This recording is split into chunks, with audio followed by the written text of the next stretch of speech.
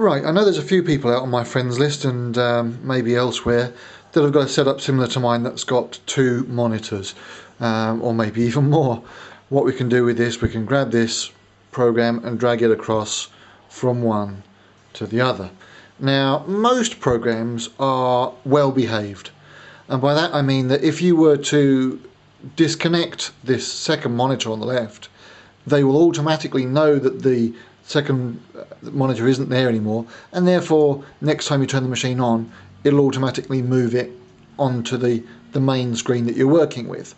There are, however, some programs that don't do that, and perhaps you've got the second monitor set up to be your TV when you're playing movies or whatever, and then when you come to set up the computer and try to use the application, it's not there. Or worse still, like with a laptop here, unplug the monitor, you go somewhere else, try and launch that application, and you'll notice that even though it shows down in the taskbar at the bottom, it's not actually visible to you when you try and use it.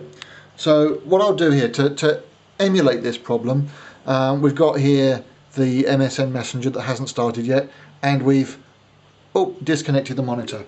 Now I can't here click on the MSN Messenger to bring it back onto this screen because the mouse is off the edge there somewhere.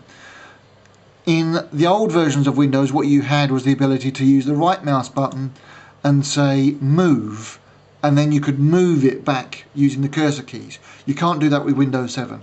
What you do with Windows 7 is you use Alt-Tab to cycle through your list of programs until you select and find the one that you want. There we've got our MSN.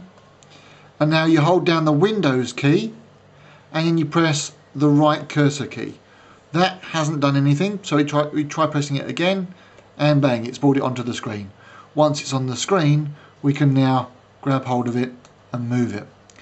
Likewise, if your monitor is normally off to the right of the main screen, you can do Windows and left, and it will bring it back that way.